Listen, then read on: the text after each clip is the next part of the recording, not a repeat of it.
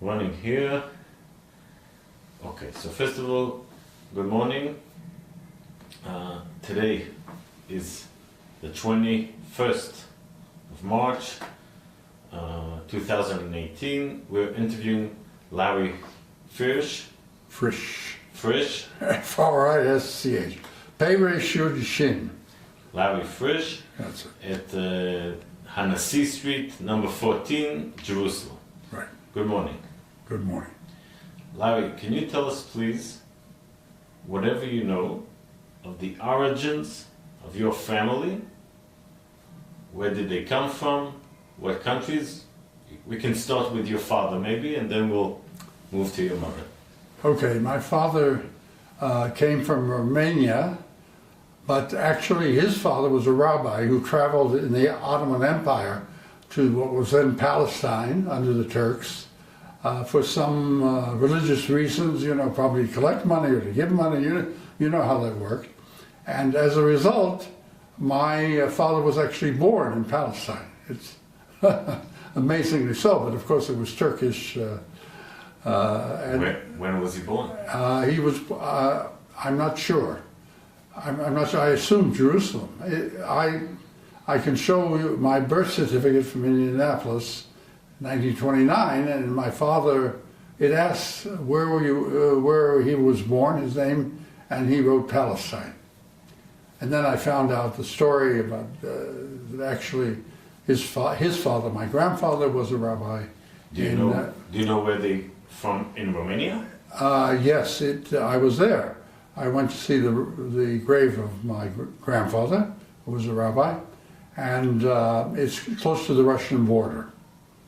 And at that time, that little place was full of Jews, of course, mainly. And when I visited, there was no Jewish family left. But the graveyard was still there, the Jewish cemetery. My father's family on his mother's side were well known in the Jewish world. As you probably know, they used to marry people off to great scholars, and so therefore on my mother's side, on my grandmother's side, and the reason I know this because Jacob Landau, who's a cousin, he's a professor emeritus from the Hebrew University, he knew a lot about the family, he told me that.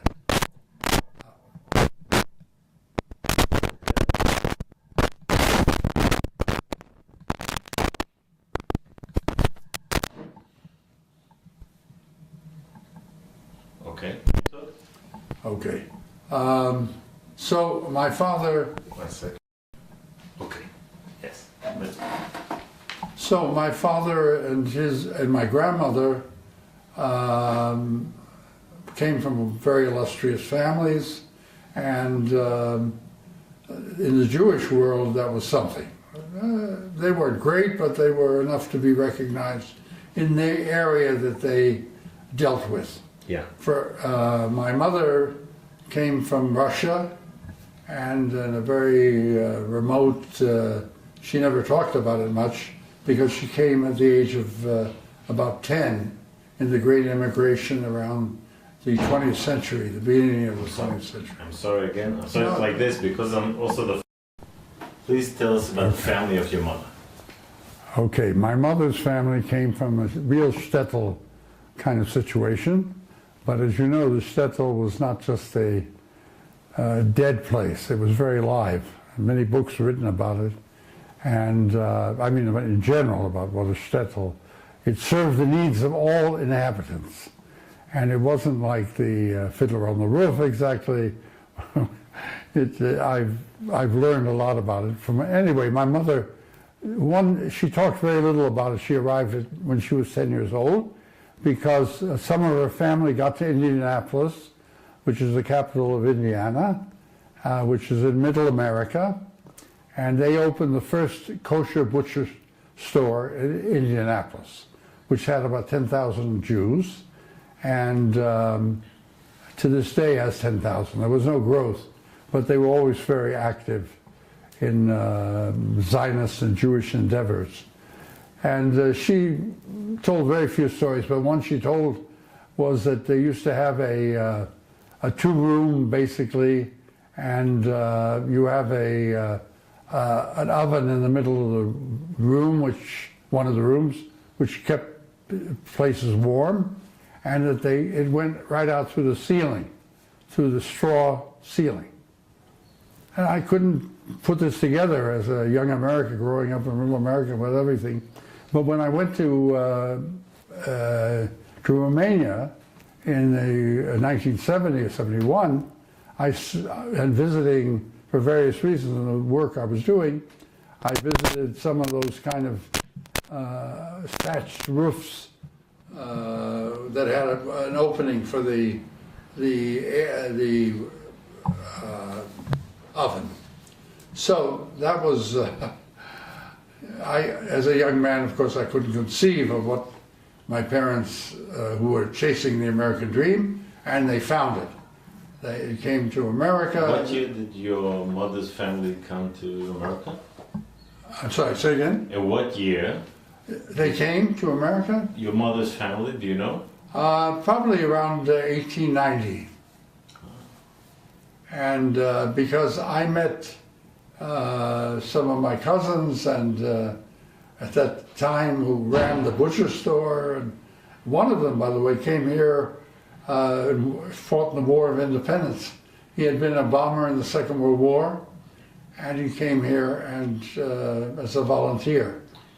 So they came in 1890. This is your mother's family? Yes. And the name was family? Dobrowitz, and his name was Dobrowitz.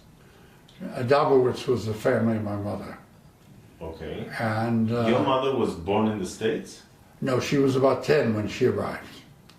And she was a very bright young lady. And among other things, she marched for the vote of women, she told me, in 1921. Because women, I think, only got the vote in 1922. And she was very go-ahead kind of lady. And she was religious, but she tried to assimilate everything she could of the American culture. And she became the first woman certified public accountant in the state of Indiana. That's an actual fact. And one of the first women in the whole United States. Okay, one second. I want to understand. So, your father's family, what year did they come to the States? My father's family, he had one brother that came before him from Romania, I think probably before the First World War. And my father came right after the Second World War. First World War, I'm sorry. First World War. So he was born, when was your father was born, around? In 1897. He was younger than your mother. Yes, he was a year and a half younger. And I was a year and a half younger than my late wife. But one second. Your mother was born in 1896? Okay. Okay. Now, when did your parents meet? Well, they met at a Zionist, conference. My father came over under the aegis of HIAS, Hebrew Immigrant Aid Society, as a Hebrew teacher in Cincinnati. And there was a conference of people who were interested in Zionism in 1921, and he met her at that time, at that conference. So there were two Zionists who got together, and Zionism was not very popular in Middle America before the Second World War. There was definite accusations of dual loyalty, and the Jews, who were established already in various ways, they didn't want to hear anything from the newcomers bringing terrible ideas like Zionism into the mix that they lived in. So, before we get to the meeting, can you tell us more about the Zionist activity that your mother and father took action in during these years when they were in the early 20s? Yes. Well, first of all, they were members of I don't really know the details. I know that they met and then they married in 1922, and they lived in Indianapolis. My father had this brother who was already living in Indianapolis, and they were, well, first they had to try to make a living. That was the first thing they did. And then after they became a little comfortable, my father founded the Ohio Valley Zionist region. I think it was about 1930, which later, then it was a part of the Grand Zionist Organization of America, of which he became the president in 1950, and he died in office. So tell us about this organization. What was the purpose of this organization? Well, the purpose of the organization was to enlist support in all different ways for the Zionist idea, which meant, of course, raising money and raising awareness and getting people to believe as the Zionists believed. Of course, the Orthodox religious, they had their own idea of what Zionism was and what it wasn't, and as you know, they weren't on board. So my father represented a group of people that thought differently and thought you could be a good Jew and still be a Zionist, maybe be a better Jew by being a Zionist. And so he strived for that. And he gave it a lot of time, because any organizational job of which he wasn't paid, he had to do in his own time. Yeah. And at the same time, he was trying to make a living. So my mother was very, very already recognized in her field, and therefore she was the main, I guess, I mean, they never talked about it, but the main breadwinner. And my father, they opened a little dry goods store, and my father spent most of his time trying to get membership of the people. And this was even a source of jokes. For instance, one was that when my father was trying to convince a certain person to be a Zionist, and he was in the car, by that time they had a car in America, very important way up the ladder, and he was so engrossed in talking to him that he left my mother standing. She had gotten out to allow somebody to get out, and he was so engrossed in what he was doing, he left her standing. That was a family joke, and I'm sure it was true, because these kind of people who had the Hebrew word, Hebrew, I don't know if they still use it, juk barosh. I don't know, can you use that? And they were he was just committed to that target in his mind. Although he did other things, and he was very bright, and he moved up in the world of business, and became very good in finances, and all that involved. I don't know too much about it. He tried to teach me, but I was I was unteachable. I used to sit at his feet sometimes at business meetings, and of course it meant nothing to me. But what? So I want to dive a bit deeper into the organization your father established. The Ohio Valley Zionist region, yeah. So maybe you can tell us, we're talking about, this was established in 1930. Yeah, in the 30s, I'm not sure. So this is quite early, Very early, yes. So what does he say? What does the organization purpose? Are they collecting money and sending to Israel? What are they doing? And make people aware to enlist support, because when you have any kind of organization, you always need money, but you need people to support, to appear at various conferences, speak about Israel, and get an audience, and then to enlist the audience. But did they collect money for Israel? Yes, of course. Does he know where the money, do you know where the money went to? Well, I can show you one of when I was bar mitzvahed. Can I show that? I'll photograph the, okay, yeah. I was given a page in the Jewish National Fund, which cost $1,000 in 1943. And it was something. I'll photograph it afterwards. Yeah. And tell us about the pig. Well, all the stalwarts of the, my father was by that time president of the synagogue, and in order to honor him and honor me, they took out this Jewish National Fund, which was a very big thing. $1,000 was really something in 1943. And I'm told that the JNF, that you can trace, the golden, the other stuff, of course, the trees and all that, as you well know, that's not something that was kept in perpetuity. But the Golden Book, I think I actually looked for it at one point in my residence here in Israel, and I found it. But, one second, can you sit up straight, please? Can you sit up straight? Yeah, sorry. Thank you. I tend to, no problem. So, I don't have the same bearing as an American officer as I did at one time. Okay. Okay, so I'm just curious, I'm just trying to understand.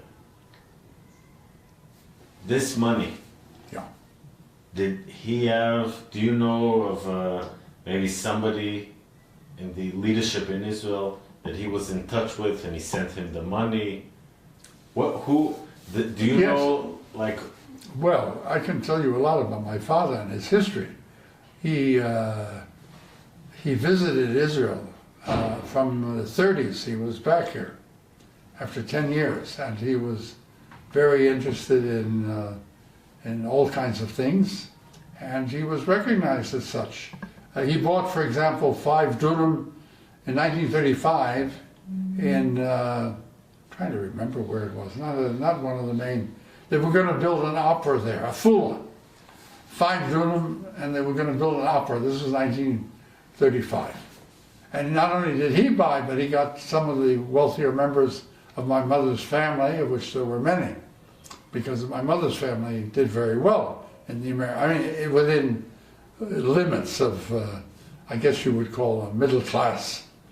But to Jews, they were in the real aristocracy, of course, came to America 150 years before, and they had nothing to do in general with Judaism or Jews or anything like that. Okay, well, so we're back to about... So I'm trying to understand,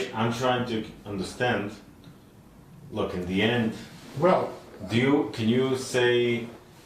Here, when my father died, he was in Time magazine, and you can read what they said about him. He was president of the Zionist Organization of America. That's a layman's... Hold it up higher. Yeah, and here's a photograph with someone called Stephen Weiss and Abba Hillel Silver. I don't know if you ever heard of them.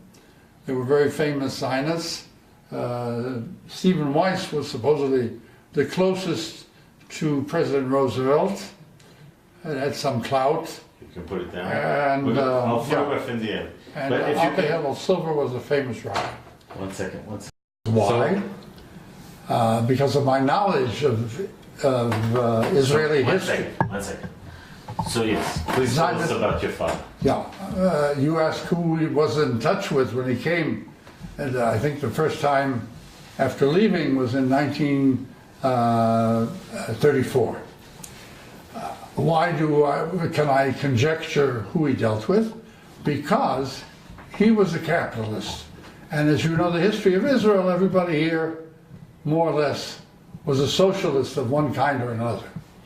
All the way from the far left to, the isms, you can give different names to different people, but in general, everybody, they worked the soil, and they wanted the kibbutzim, and they were, but my father was a capitalist. He represented capitalism.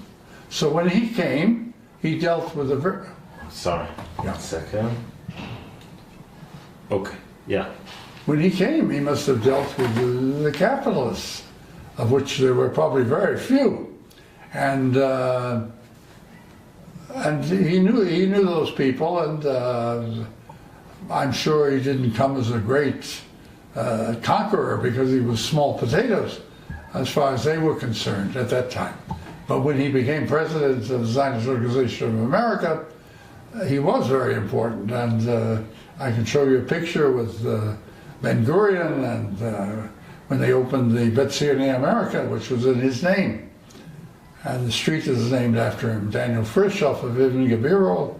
And he used not his own funds, but they were very rich. ZOA at that time had the most American Jewish Zionist members. Together with Hadassah, they were aligned politically, and they were very close to all the things Hadassah did. So the funds he bought up all the land where the ZOA houses now stands for several dunam, where now stands the opera house and the museum and all those things. So your father was the main, the person who collected and was the head, the manager yes, of the... Who pushed the buttons necessary. Of course, he wasn't a dictator. They didn't have dictators. In Jewish organizations, there were always 2 Jews, 3 opinions, you know. So believe me, to get everybody together was not easy, even to be Zionists who were capitalists. But he was able to influence, I guess, enough the people around him to devote large sums of money. It didn't take that much in those days, you know, to buy up that kind of, I guess it was Karen Kayemet land, I don't know. But I do know the ZOA bought all that, and they, so as the organization unfortunately declined for many reasons, they used that money, they sold off pieces of land. And the last thing, I understand they actually sold now the land that the ZOA house stands on. I just remember reading about it someplace. So this is, but this you're talking this is the late 40s already? Yeah. Okay, we go back to the 30s. So, yes. So if you could tell us anything you know about... Unfortunately, I don't, because I was a youngster and it didn't concern me, I'm ashamed to say. It was so far from my point of view as a youngster growing up in America with all the good things and all the wonderful things at that time, which I could enumerate, but I won't. My parents moved into the best section of Indianapolis at that time because they had the best public school for my sister and myself to go to. So the first 9 years I went to public education, but a very, very high standard. And as a result, they lived in a non-Jewish world. And I, growing up, for example, I was asked by a fellow student, when are you going to bake the matzah, you know, with the blood? It sounds crazy. These are kids of fine houses, and those kind of comments were not unusual to me. And but because I played ball, which was only thing necessary, even though I was a Jew, I don't know if they thought about it that way or they didn't think about it, but anyway, when they chose up sides, I couldn't be chosen. Maybe not the first, but you know, I was chosen. So that enabled me to go without really getting into tough trouble. As it happens, okay, that's, I could tell you personal things, but you don't want to hear about that, growing up Jewish. You can tell us. I can tell you.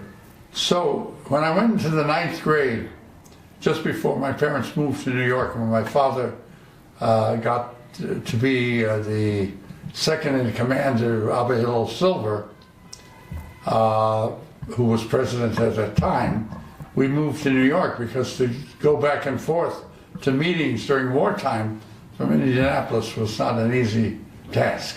So we moved to New York. But I was a half a year in a public high school, also the best one at the time. And we had somebody teaching hygiene. And he said that the blacks had smaller brains. And I stood up, the Jewish kid, you know, from a liberal household, and I said, no, the blacks are like everybody else. So 3 fellows got a hold of me, this is in the best high school, and they put my head down a commode, a toilet. This is quite an experience, which I wouldn't want to say to anybody else, the details. But anyway, I never spoke for the blacks after that. I guess I was a coward, but I went to the administration. You know, of course, I told my father, and he went to the administration, and they just let it pass. This is what year you were? 1944. 1944. And in New York, I have to tell you, one of the meetings my father had, no, in 43, when they already knew about the, you know, the history of the genocide, that the Jewish agency guy in Switzerland who gave out all the information exactly, nobody believed it, and so forth. So I was sitting at his... Do you know about that your father, as a leader in the Jewish world, got information? Oh, absolutely. I'm just about to tell the story. I was sitting at a conference. What year? 1943. In New York? Yes. Where was in Seagate, a place called Seagate, which was a gated community where many Jews lived.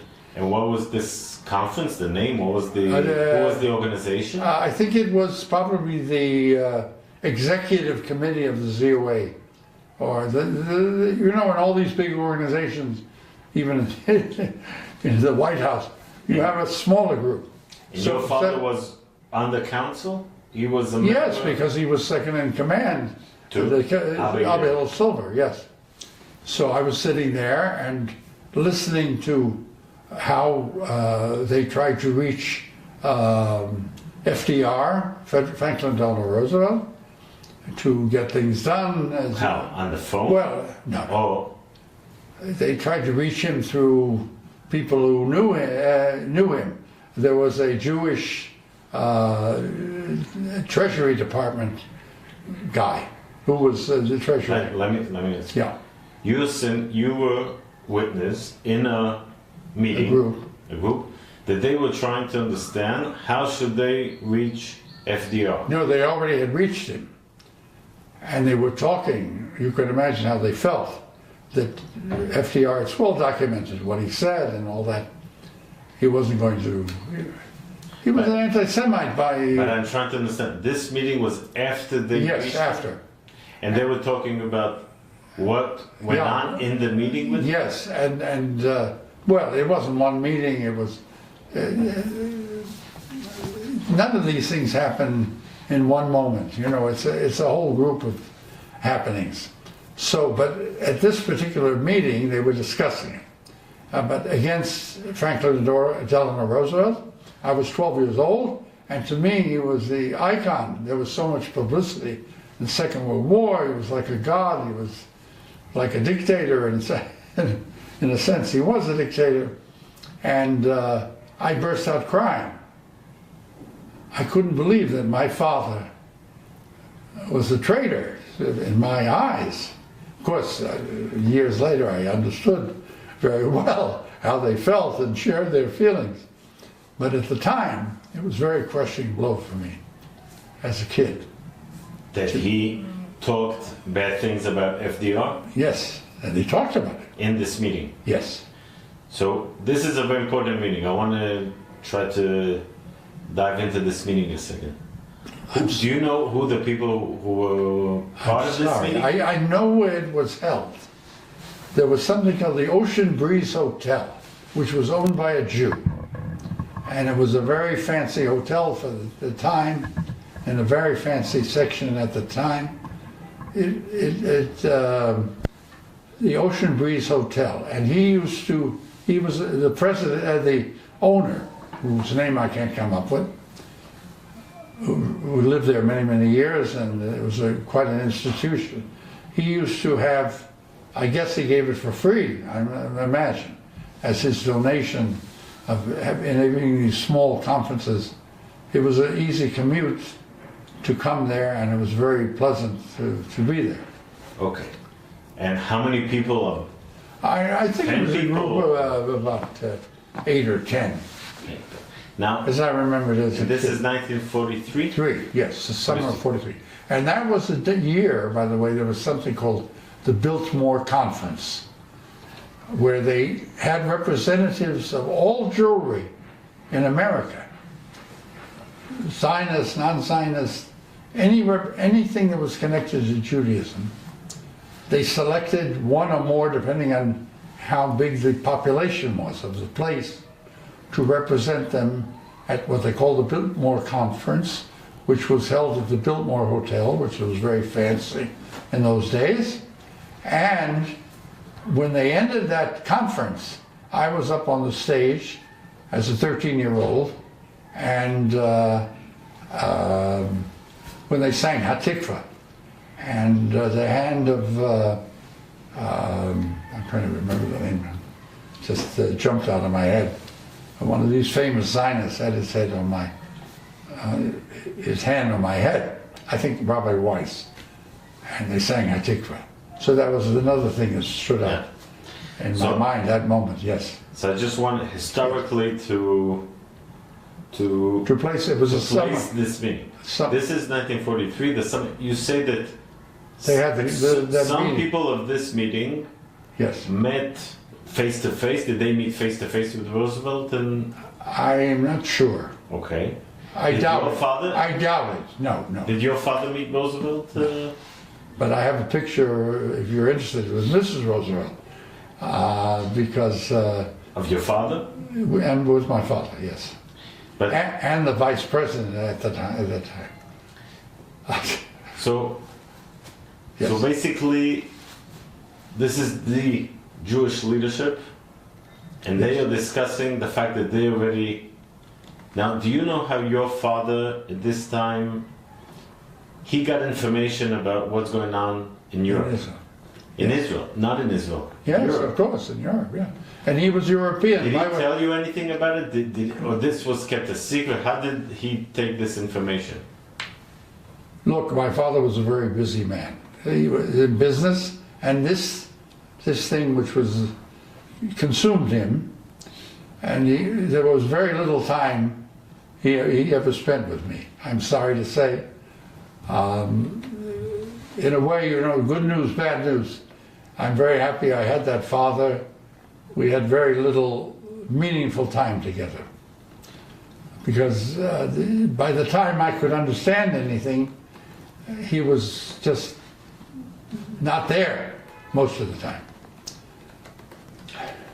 Yeah. For example, he went to the first meeting of, okay, I can't. No, we won't go into that. Yeah. So I just want to, conclude this meeting. It sounds like a very dramatic meeting. It was, but before we go to the meeting, I just want to ask you: Did you understand the meaning of what they're talking about as a 12-year-old and growing up in the United States? No. I'm sorry to say, I wasn't a 12-year-old that had that kind of. My sister was the intellectual. She's very much alive. She's 91, and she was the intellectual of the family, and he could share those things with her. But with me, he understood that, he was a very bright guy, and he knew he was charismatic. He was he had this. In those days, people used to talk, and they would declaim, and he had a mesmerizing sense of audience. I attended, when I was older, before he died, such meetings, big meetings, hundreds, thousands of people, and he had that tremendous ability to mesmerize the crowd. You knew how to talk.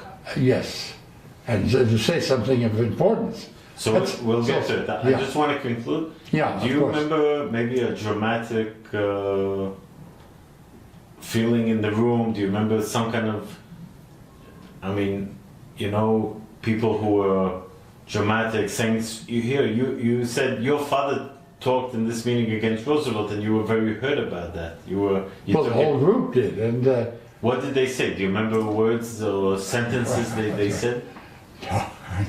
You're expecting too much of a 12-year-old. There's this 12-year-old. But in general, I can tell you what did they say? all the films were made in 1942, but okay, that's something else. But what did they say, like, you know... Look, they covered... they were all intellectuals. They didn't use profanity. They were all very... my father didn't even graduate... well, later he did a course and graduated high school. But he was on a yeshiva bench as a kid. He ran away, actually, from the yeshiva bench. So also another story. But he saw it a different way. He saw Judaism as Zionism. And this group that you want me to remember, I have to tell you that these people didn't have that kind of clout. Roosevelt, you couldn't, if you read about, and I've read a lot about what he was like, and people wrote books, and this kind of group didn't get anywhere near him. They had people they knew who got near him. Okay. I know it's... so you don't know if some of these people met him? No, I doubt it. Were they talking, did you hear numbers? Were they already talking about the genocide? No. I mean, the word genocide was in this room, in the meeting? I think it was probably that he wouldn't bomb the entrances to the... You remember this very famous... they wanted to get... America was already winning the war. It was at the end of the war, and they wanted him to bomb the entrance to Auschwitz. Well, this is 1943 you're talking about. Yes. You said this is 1943. America didn't get to Europe yet. No, but in 44, I'm sorry. Yeah. I'm not a real historian. You have to speak to my sister. But the meeting was in... The meeting was 43. 43, okay.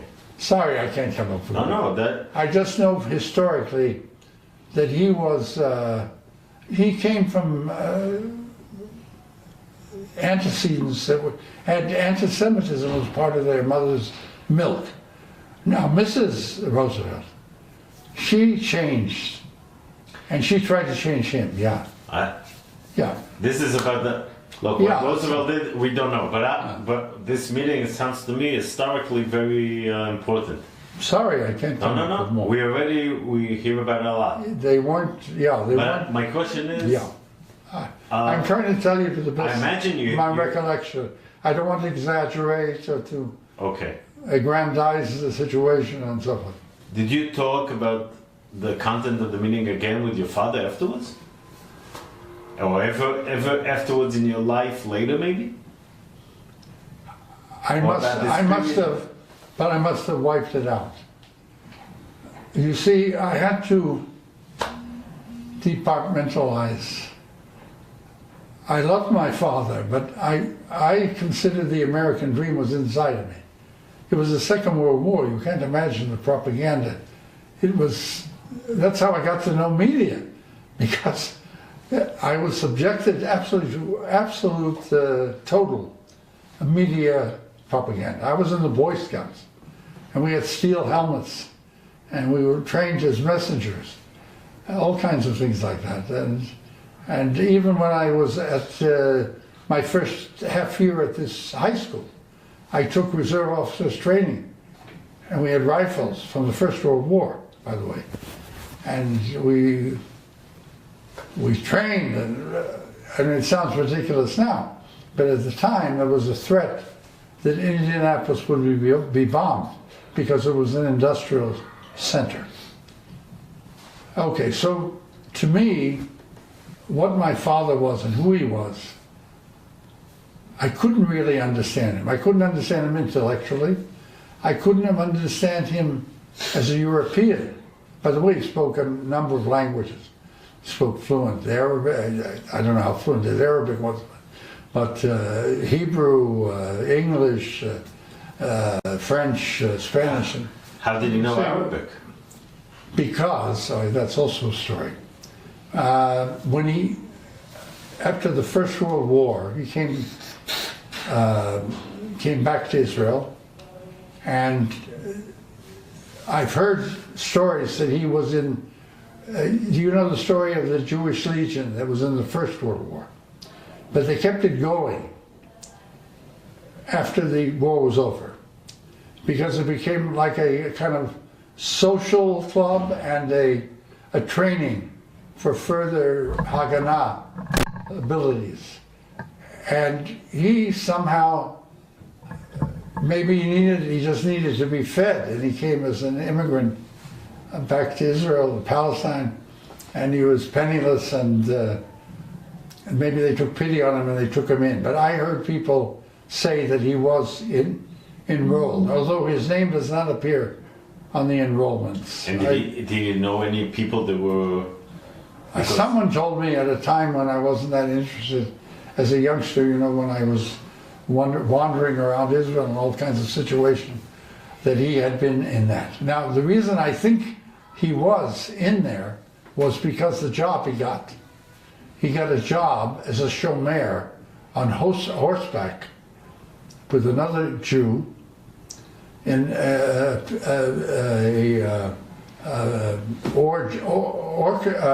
orange grove owned by a Jew in Rishon LeZion. This is, what year is this? This is 1920, 1919, 1920. And he came here from? Right after the... From Romania? He was born here, but he was... Yes, he ran away from the bench. That is, he left what was organized religion at that time. And as a teenager, he fought to stay alive. So one of the stories he told me very few stories, is that during this First World War, as a teenager, in order to stay alive, he used to run smuggled, I guess, cigarettes or something like that, on the border with the Hungarian, whatever the border was at that time, with Germany or Hungarian. Anyway, he was caught as a 15, 16-year-old. And he was brought, of course they used to shoot those people, but he was brought into the officer, and the officer was a Jew, and let him go. That's one story he told me. So when he came to Israel, the fact that he was on horseback with a rifle, guarding, meant somewhere along the line, he had to learn how to shoot. They didn't just give him a rifle, you know. Yeah. So he probably learned how to use the rifle in that group that got him the job. Now he told me one story that when he was guarding, they had marauders who used to come to steal. That's what he guarded. And that his friend on the horseback next to him was shot in the stomach, which is a very painful death. And I think that when he got the idea of going to America. Going back and, yeah. What year did he go back to America? He went to America in 1921.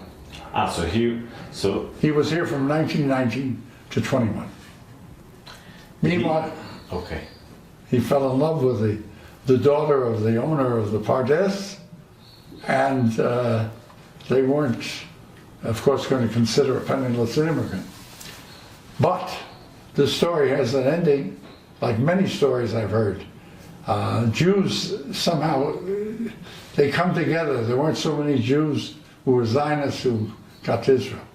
So years later, I was at living here at a cocktail party, or some kind of because Jews don't have cocktail parties. At some kind of party, they had some soft drinks or whatever. And a lady comes over to me and she said, you know, I was almost your aunt. It's quite a statement, you know. So it turned out she was a sister of this lady who fell in love and couldn't marry my father. Do you know what family name was? Yes, I went to visit that lady. What was her family name? I'm sorry, I can't remember.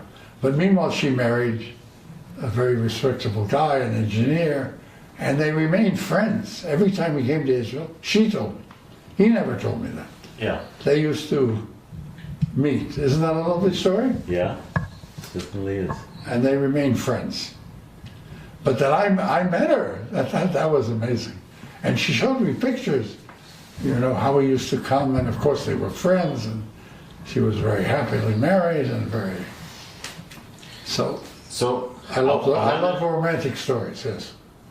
So I want to still talk about this 1930 until let's say 1945. Okay. So your father becomes a very important figure until to being number two, basically. Yes. In the largest Jewish organization in the world. And he's at that time, like, because you know, the Jewish organizations any place else in the world were, of course, destroyed in one way or other, financially. Yeah. Do you know about maybe the economical aid that the Jewish organization gave to Israel, to the Haganah, and to... Well, now you bring up the Haganah, which is also a story, because the leadership that my father had was against the Haganah. They thought, if you know Jewish history, that they should stay with the law and the British, as bad as they were, and not to go with terrorism. Are you familiar with that? Now my father, in hindsight, of course, I recognize the great, what Reagan did. I don't know what your politics are, but I admire Reagan very much, and I had a chance to have something to do with him. But my father believed in Jabotinsky, strangely enough, although he went with the, you know, when you're a politician,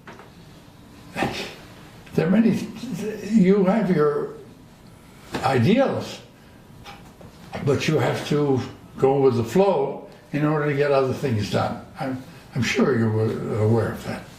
Now, did your father grow up, when he grew up, was he in like a Jewish youth movement of Eitan? No, he was on the yeshiva bench. But, and I can show you the review. Did you hear Jabotinsky talk maybe when he was a kid? Well, I didn't know that, because I only knew that he stood for Haganah, which Hadassah did. Believe me, it was a very, very big issue. And the Haganah had all kinds of ways to raise money. They did shows. Maybe you know that Marlon Brando, who was not Jewish, was in their first show that he put on Broadway. It was a job for him, you know. All kinds of things like that happen in show business. But the story I want to tell you is that I thought that my father's position was what I heard as a teenager. Don't forget, he died when I was 20, and I had very little time with him, so we didn't have, and the time I was with him, we didn't talk about those kind of high-flown issues. It was more about the Jewish people and the basics of being connected. Of course, was the land of Israel and with Judaism. So those two things were very meaningful to him.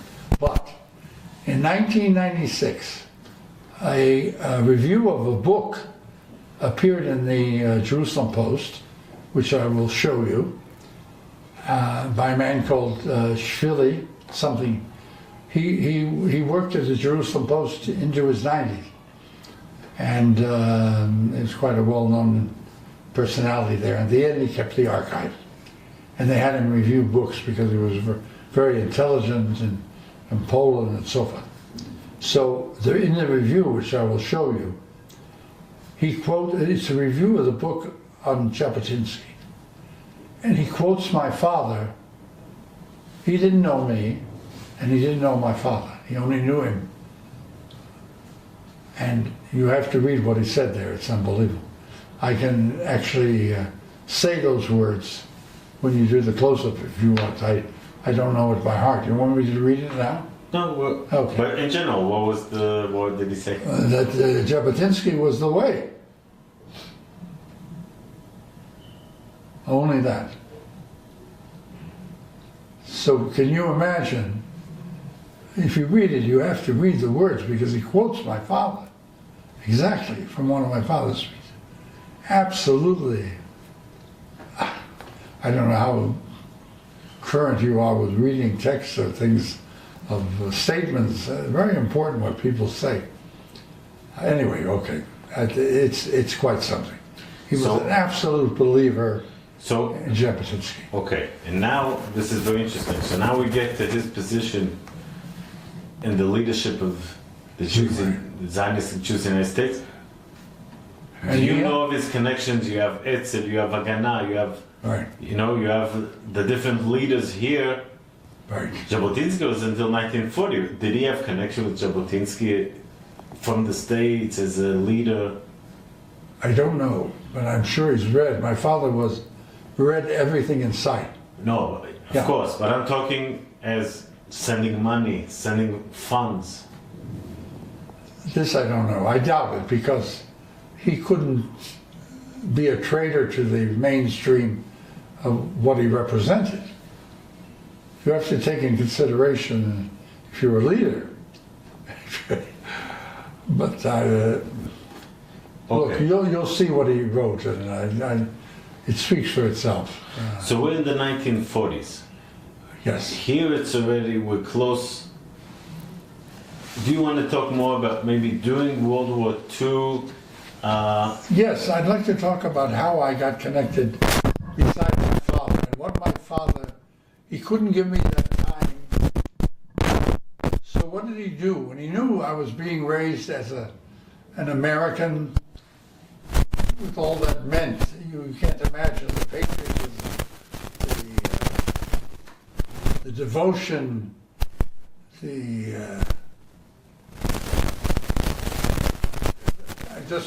I'll recite to you a small poem. Breathes there a man with soul so dead, who never to himself has said, "This is my own, my native land." And that kind of stuff in the Second World War, it was over the top, you would say. It was brainwashing, what you would consider absolute brainwashing. So my father had to deal with that because he only saw me a few hours here and there. And he knew he loved me and I loved him. But he knew what I was. And he couldn't, how could he change that? Being very smart, very brilliant guy, he came up, and this is conjecture on my part, you know, to send me to the first Jewish Zionist summer camp, which was in a place called Port Jervis, New York. It was called Sedgwick, and it was formed during the First World War by people who believed that you could put together nature, Judaism, Zionism, and being an American. It was an amazing concept for the time. And of course now you have thousands of places like that in the States. But it was a very unusual concept. How old were you? I was 6 and my sister was 9. Because he realized, this is conjecture on my part, I will show you the certificate I got from, not because I got a star in dramatics when I was 8 years old, in 1938, but because of the certificate itself. You read all the Hebrew places and the way it's constructed. And for the time, you knew that's what gave me the love of life. And he knew that, and he went to tremendous difficulty to send us, because to send us in 1936 from Indianapolis to New York was trained overnight on a train. And then somebody had to pick us up. It wasn't so easy, 2 little kids to go. And he figured it out. And why did he figure it out? This is conjecture. Because he knew that was the only way I and my sister would get this great love of Judaism and Zionism together with nature and Americanism. Do you remember any of the Yes. lessons, any of the activities that you had in this camp? Oh yes, so well. Can you tell us about the... Well, listen, I made 2 films. The last was as a dream poem, and that was selected for in Warsaw. They have a Jewish film festival, and it's not only about Jews. It's about camping in general. You know, children. You were a child, and you know there's certain things that are true about children all over the world. By the way, I just learned that developmental children up to the age of 2 develop exactly alike in every culture. It's amazing, isn't it? It doesn't matter the culture. It's just engineered that way. Okay, so children, what do children love to do? They love to go out and in nature and to be in a tent and all these things that, so those brilliant guys who thought of the idea of that summer camp, one was, by the way, a very famous Jew, I have to come up with a name, who was connected with the Hebrew University, a very well-known educator,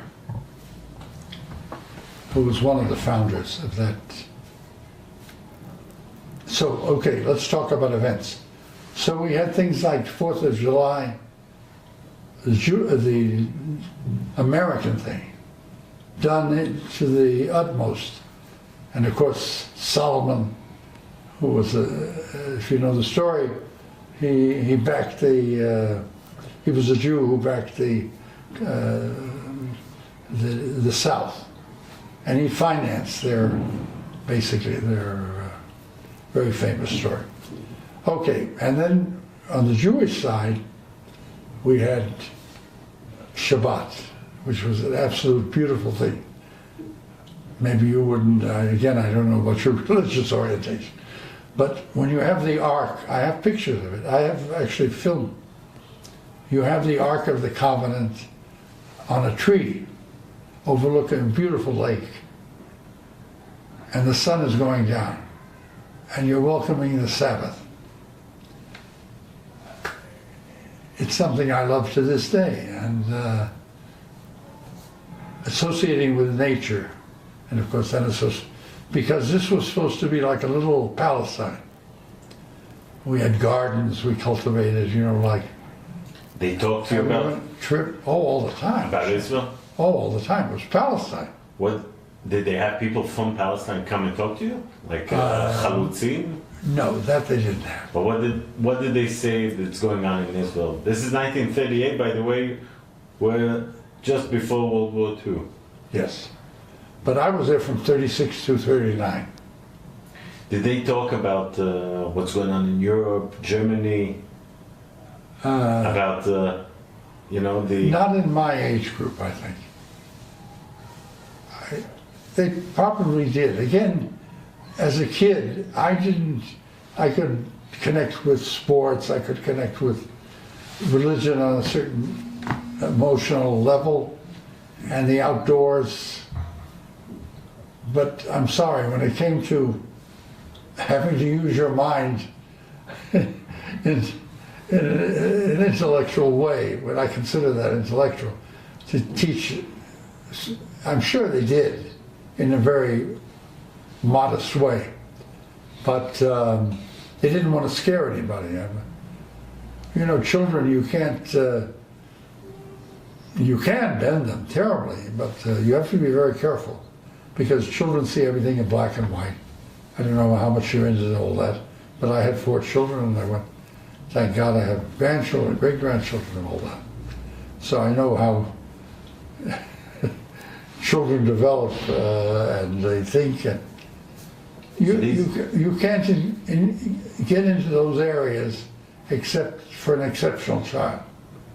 My sister said, my father used to talk to my sister about those things. But I'll ask you this. Let's go back to I'll ask you this. 19. Oh, you may answer. Hello? I want to ask you. Yes. And I love my wife, and we lived happily together 62 years. Yeah. She was the real Zionist that pushed me to come. What do you remember? Yes. As a kid. Yes. That grows up in a very Zionistic house. Right. With also a Jewish, traditional house.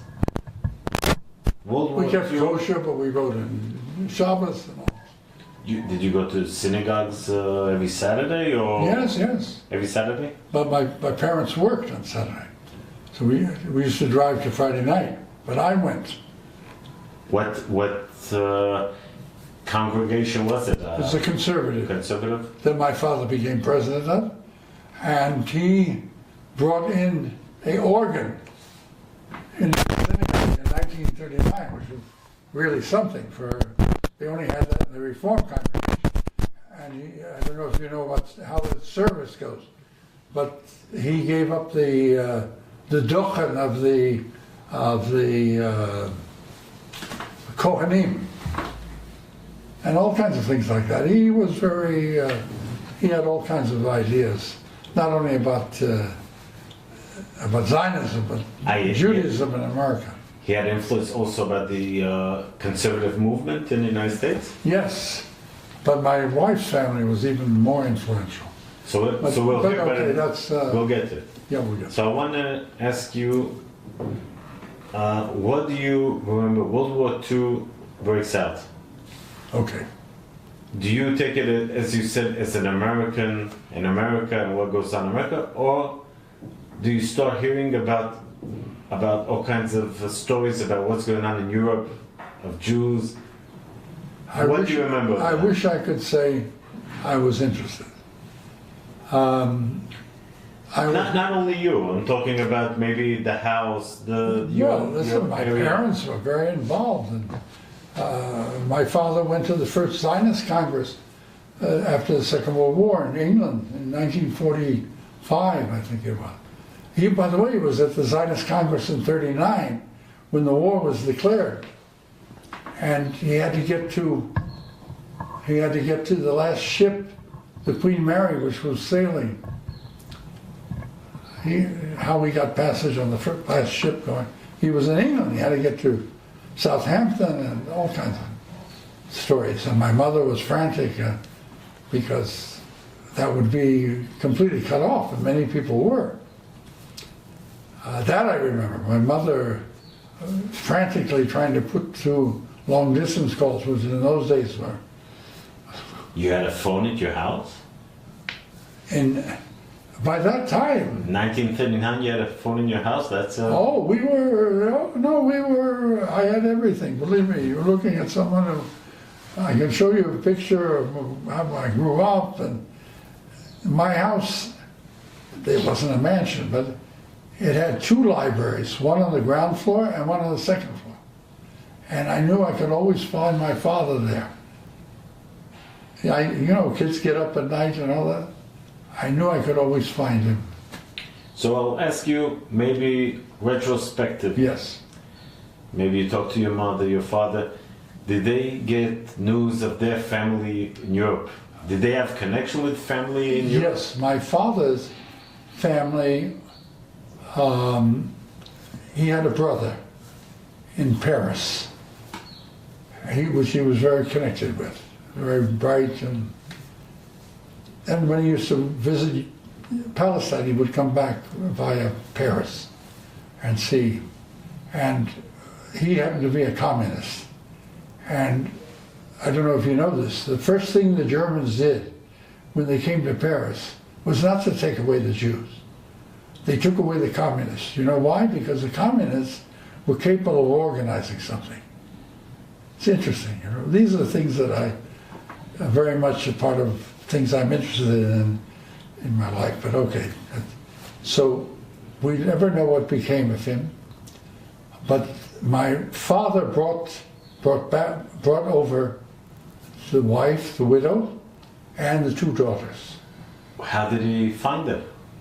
Well, my father was very clever, and I'm not sure, but This was after the war. it's something called protection. You know what protection is? But you're talking about after the war. After the war. Like after 45, he found. Yes. Did he know? But He knew enough. He knew languages, and he knew the Jews who were dominant. When I went with him in 49 to Palestine, to Israel, it was already Israel. He spoke in Paris at a conference of Jews. So he was connected, and he did this wonderful thing.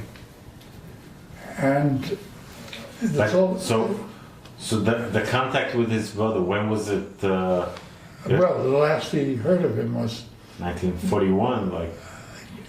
Yes, I think 39. When he came through, when he went to that conference, I'm sure he went to see his brother on his way to England. And my mother's family had all come over, so there was no one. Okay, so you're a teenager in the 40s. Yes. What can you tell me? And so you went to camps until 39. Did you have a Jewish? When did you go to? You said you were in public school until the age of 9. Yes, and I went to private school. Jewish? No. No. I didn't have a Jewish education. My father used to say there was a Hebrew school, but I tried it and to sit after, and the man who was in charge had a ruler. Can you imagine middle America? So that wasn't my style. I had contemporaries, believe me, who sat through that.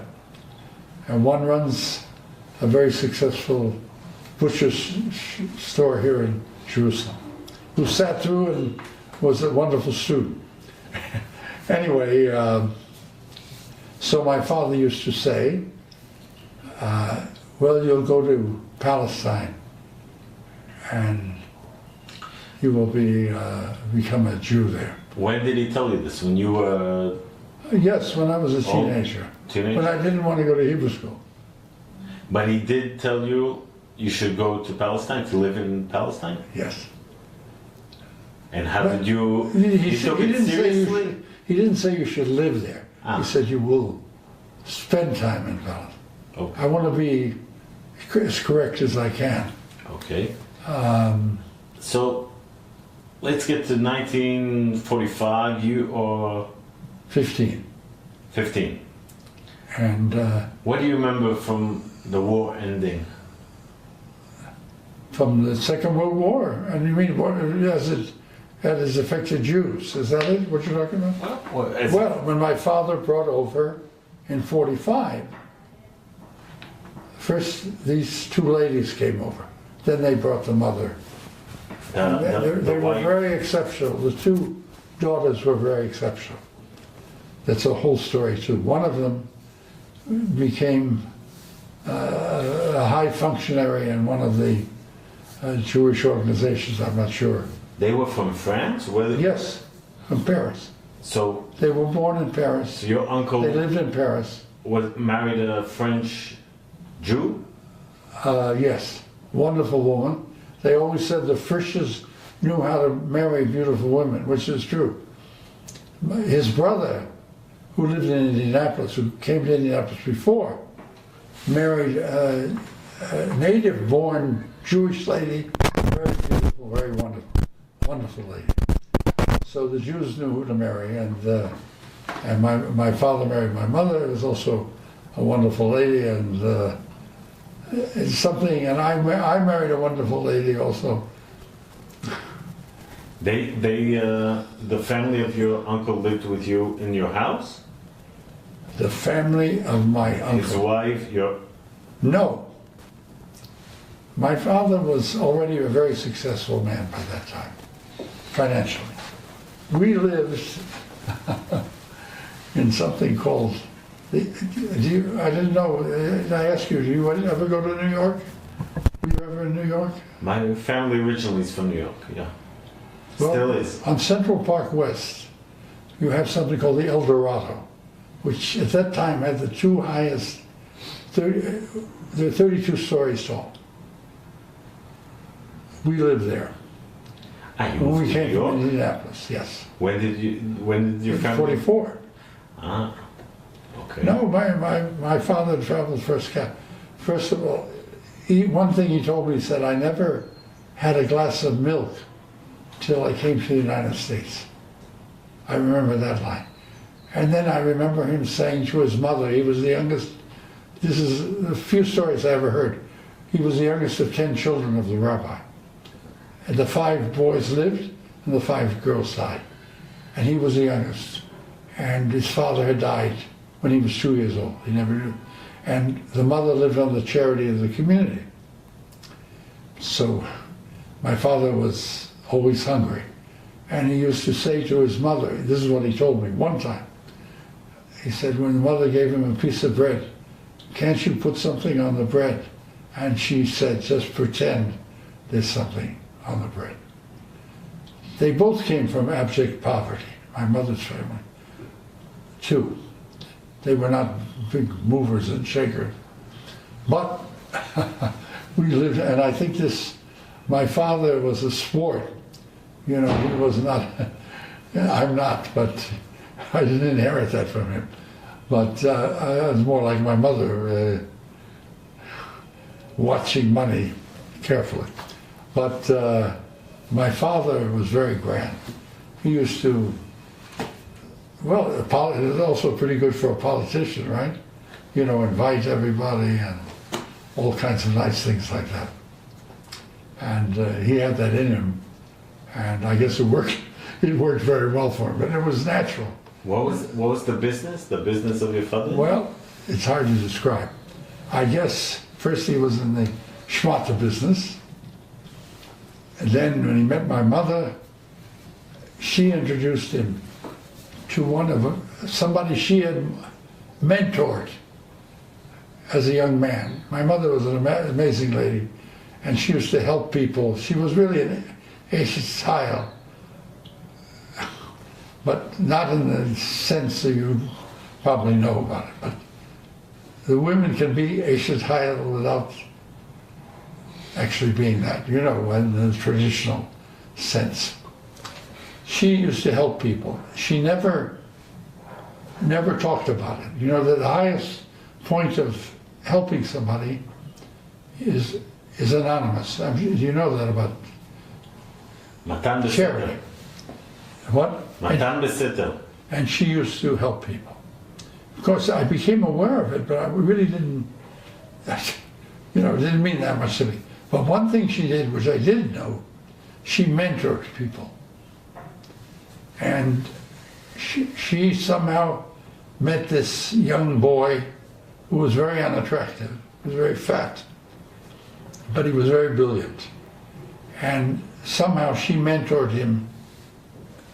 There was no romantic connection, but it was strictly, she did for many people, but this particular boy grew up to be a multimillionaire, very brilliant. And he never forgot my mother. And so at one point in time that I became aware of, which was late in the game, I mean, as far as my father's history of achieving financial comfort, she introduced him to this man. His name was Max Goldberg. And they got along wonderfully because my father had a wonderful head, and he used to give opinions about people. He understood people. You know, politicians, in addition to the other gifts, have to understand people because they deal with people.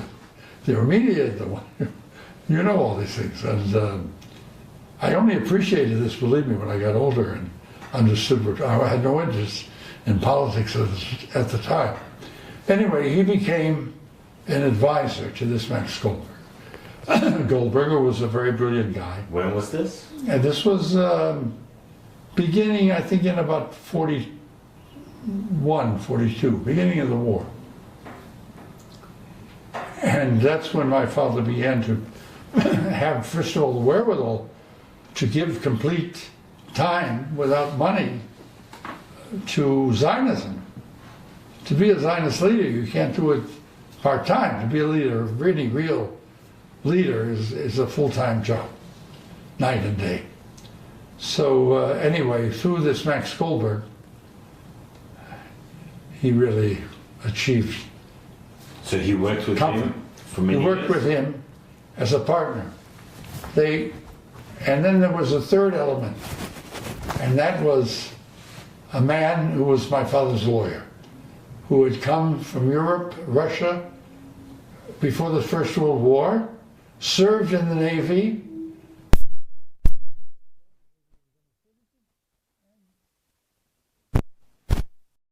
But, we talked about the business basically. That yeah, my father became comfortable.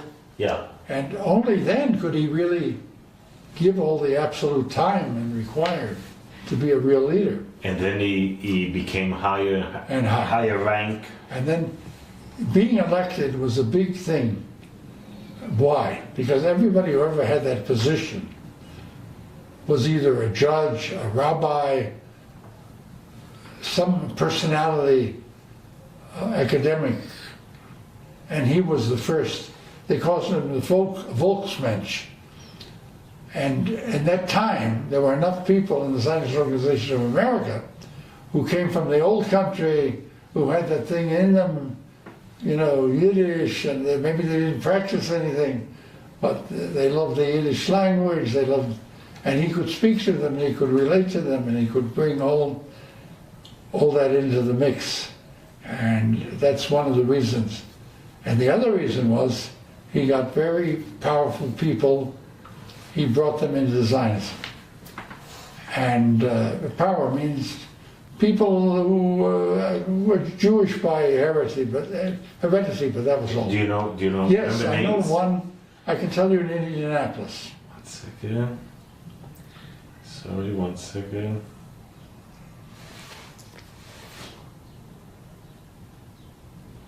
Yes. This is a story, yeah, which I know well, because I was able to connect with it afterwards. I didn't know it at the time.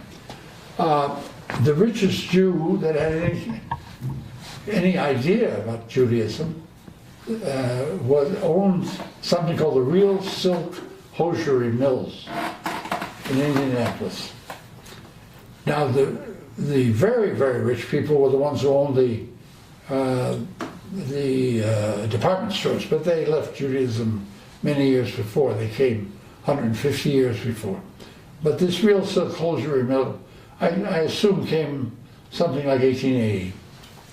And they still had a vestige, I don't know how big a vestige, connection. So they had one of the descendants was a professor, and he lived very modestly. And he was a professor at, I'm not sure, one of the universities. I don't think Indiana, or I don't know, one of the universities in Indiana. So my father found out that he was an interesting man, he was an intellectual, and he was interested in Jews from an intellectual point of view. So my father spent time and time and time with him, who was a younger man at that time. He was not so much younger, more or less you could say contemporary. And my father had the kind of mind that he could meet him on the home ground, you know, and I'm guessing, but he brought him into that Zionist thing to give money. And he gave a lot of money, or? I don't know how much he gave, but I'm sure it was considerable. So your father... And this professor, by the way... So he was active in going to rich people and tried to raise money? I mean, Yeah, but he didn't do it with... What was his job? There are all kinds of ways of going. I know a lot about raising money because in the film business I had to raise a lot of money in all different manner. Well, He did it. This is conjecture. I'm only going about afterwards what I learned a little bit. You see, he would approach them on an intellectual level, not ask them for money, but to get them interested in the idea intellectually. Because he had nothing to give them. I mean, when you go and say, give me money to such and such, that puts you on a certain level. But if you really want to reach people on their level, you have to go in on the level. And not everybody is approachable on that level. It has to be an intellectual that has that kind of interest. There was another man who I know, he took me once, by the way, he took me once to this professor who lived in the most modest, the beaten up car. I couldn't understand. I had no understanding of that. How could this guy could live with a beat up car and a tinny old, not half of what I lived in. And his wife also was very, not a great glamour girl, and he was dressed very simply.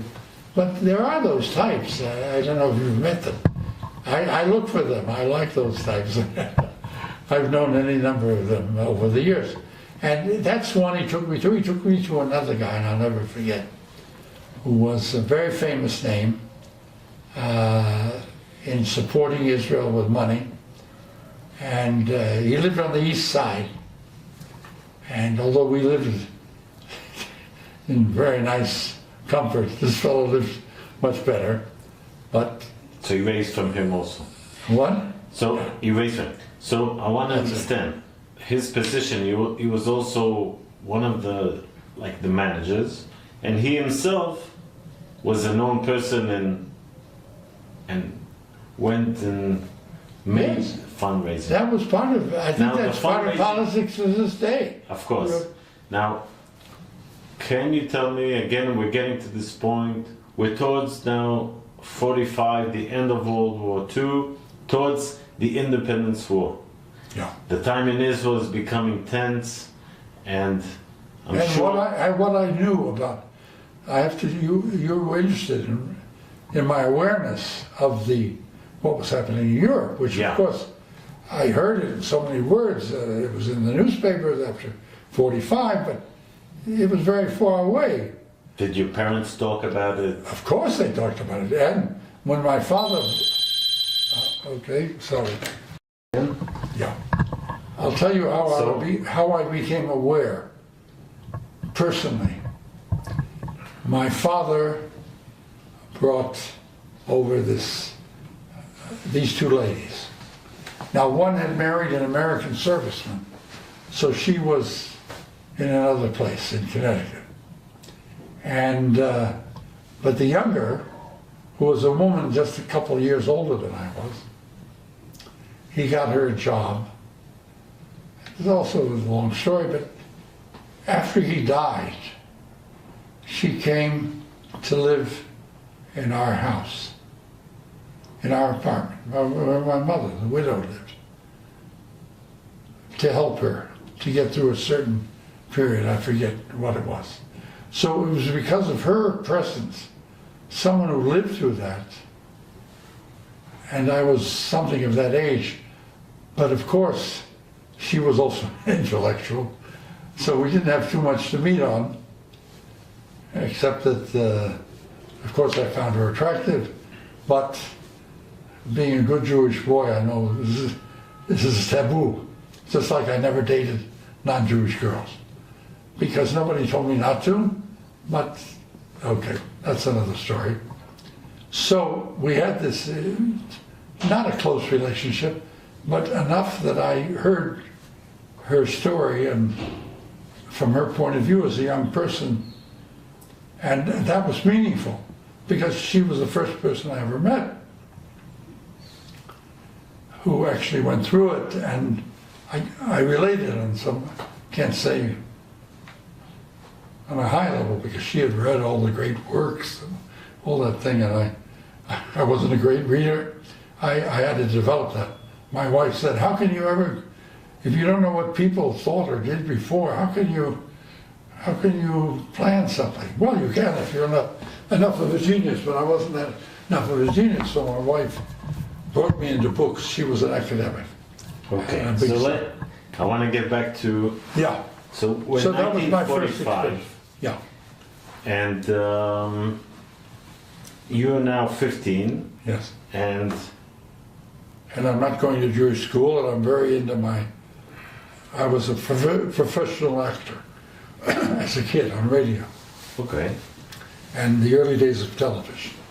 So I was consumed with what I was doing. But I can't say that. Why did I feel? I can honestly say that I had that feeling for Israel, Palestine at that time, because it was something I knew my father lived for and my mother believed in. And then later, so I was emotionally there, okay. thinking about what is happening, but I wasn't there. I wasn't completely there. Yeah. And at the same time, the tension in Israel is rising. Yes. And with the tension, of course, the need for money.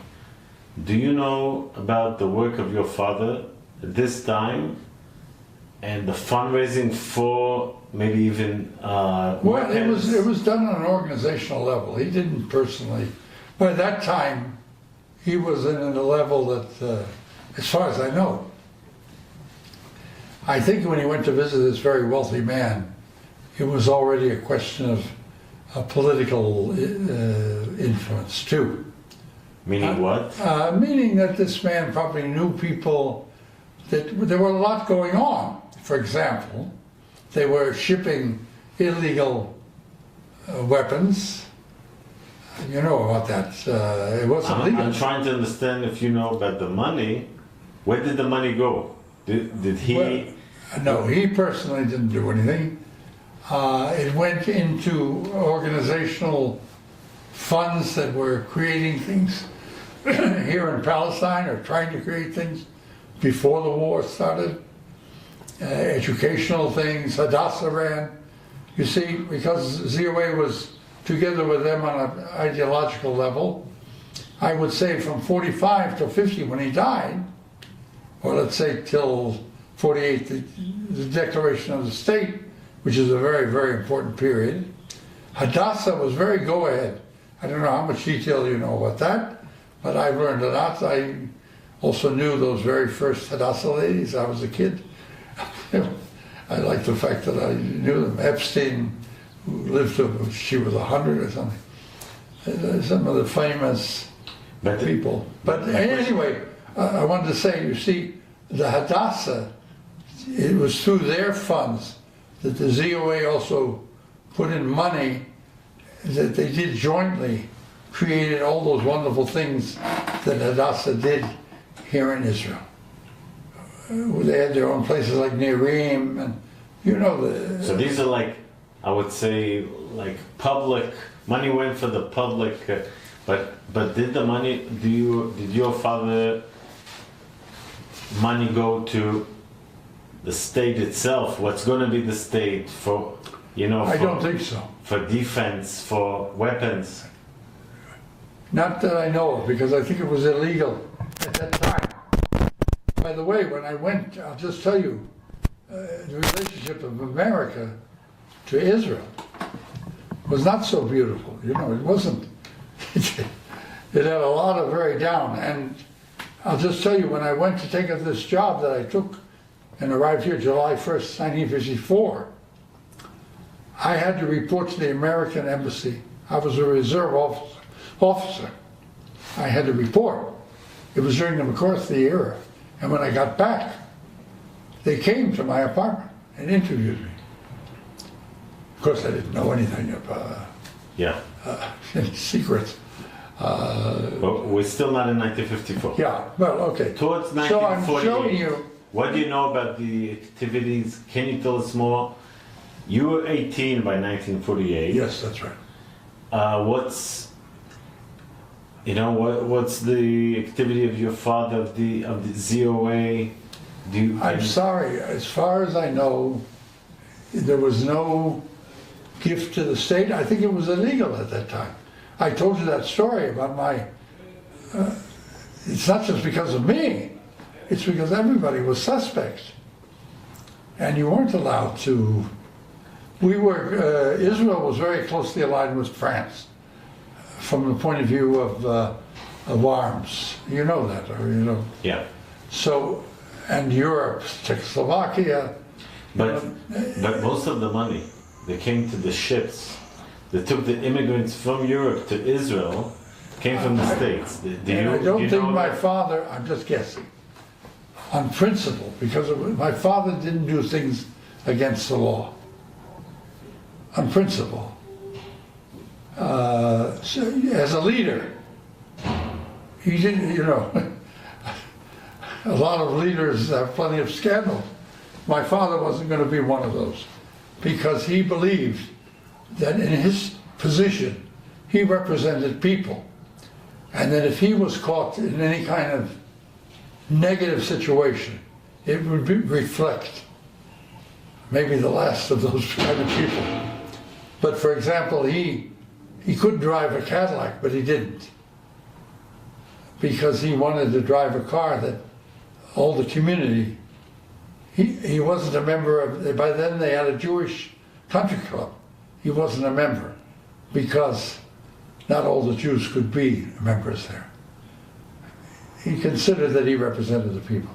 I know this sounds very idealized.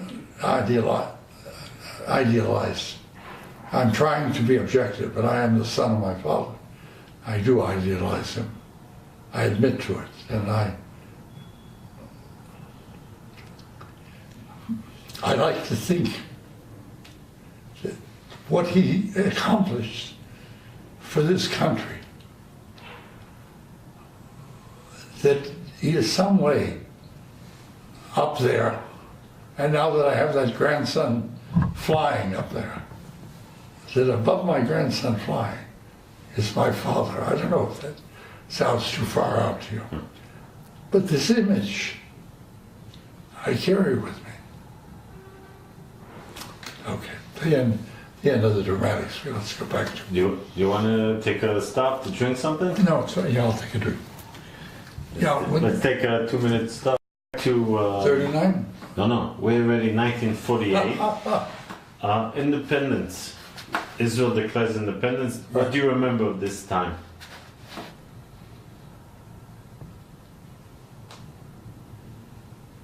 Where were you? Do you remember where you were? I had exams, yeah. 48 at the University of Southern California. And I'm sorry to say. Oh, you were in California? Yeah. I went to the University of Southern California as a 17-year-old, after the Second World War, of course, to study film. And I had my exams.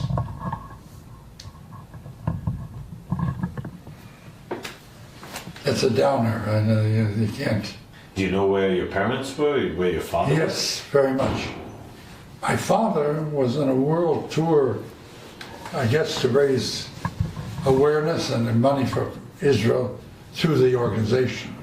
He was in Argentina. It was his 25th wedding anniversary. Argentina? Yes. Interesting. And by the way, did your father have any connection to the UN he vote? Was, by the way, I was told that he was offered to be in the cabinet, the first cabinet, but he would have to give up his U.S. citizenship, and because of his children, his wife, and all that. But I was told that by not just by the way, in my business as a correspondent, I learned what is a good source, or not so good, complete baloney, but you run with it if it makes news. That's So anyway, okay. before we go to California, I Yes. just wanted to talk about. So your father passed away in 1950. Yeah. Between 48 and 50, what was his? Was he still the vice president of the ZOA? Yes, I tell you, I didn't see my father. He was busy. I was in California. In those days, you didn't go from California to New York the way you do now. Yeah. It was a real trip. I'm sorry to say that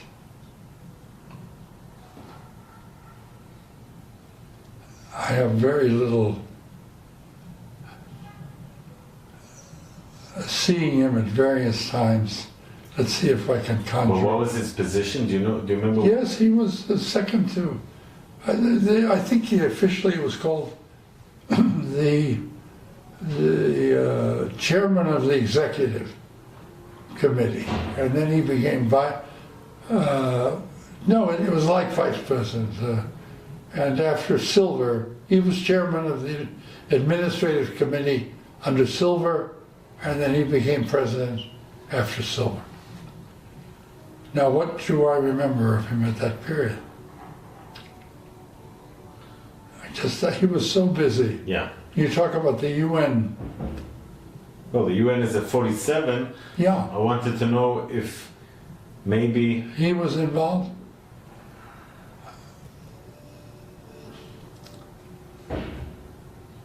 I'm trying to conjure up in my head. I'm sure he was, but I wasn't. Yeah. I just wasn't attached. I'm ashamed of it, but I wasn't aware of the UN. I was so aware of the UN that I went and applied for a job. Can you believe that? In the summer of 46, I think it was, 47, I went to apply for a job. They were very nice, but they said, so then okay, listen. But I did try because... So let's talk about you. Yeah, okay. In California. What, you studied cinema? Yes. Okay. Until what year? Well, I wasn't a student. I have a pretty good head, but sitting in one place is not my thing. So at that time, so I assume you're a student of film history, right? The head of the drama department, which was the film department was under the drama department, was William DeMille, who was the older brother of Cecil B. And that was the greatest experience, going into his office. I was 17, and he must have been a man, 75. And it was, I didn't recognize who he was. I mean, I didn't realize I hadn't studied history at film. I didn't recognize who he was, but I saw an old man who was so warm and so lovely. I always remember that, how he took this 17-year-old, you can imagine what that meant to me, getting accepted, and there I was. And how long were you in California? I stayed a year. A year. Okay. A year, because I had this adventurous idea. And the adventurous idea, I had a full year. It doesn't sound like it, but I'd like to tell you about the year I spent there. But I'd like to progress. So you were a year in the California University. Yeah, but all the good subjects were done in graduate school. And that means the people came down from the industry and taught at night. The classes that really mattered to me. Yeah. So what did I do, being a miserable kid, I don't know, but always out to better the situation for myself. And so the first time I heard of that lecture that there was going to be, it happened to be the lecture of a MGM director. And I went there, and I sat. Well, I really didn't sit. I was afraid to sit. I didn't sit with the older students. I sort of remained at the back, like the story of Hillel. I don't know if you know. He was the famous Hillel. He wanted to learn, but he couldn't afford it, so he was up on the roof looking. Okay. And then he was called in to the. Yeah. As a kid, that made a big impression on me. Yeah. So that's what I did. I made it in such a way that, and of course this fellow was a middle-aged, wonderful, warm guy. I didn't know why these people did such a thing to come down and speak to a bunch of young people at the time. Now, of course, I understand. But he took me, and he not only took me, but he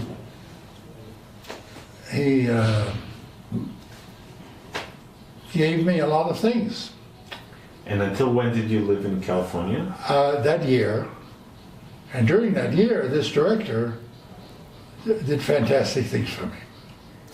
He got, okay, you don't have to hear it. You don't have to hear the detail what he did for me. And then after a year, what did you do? After a year, I had this idea that I'll go to the Army studios, which I knew already.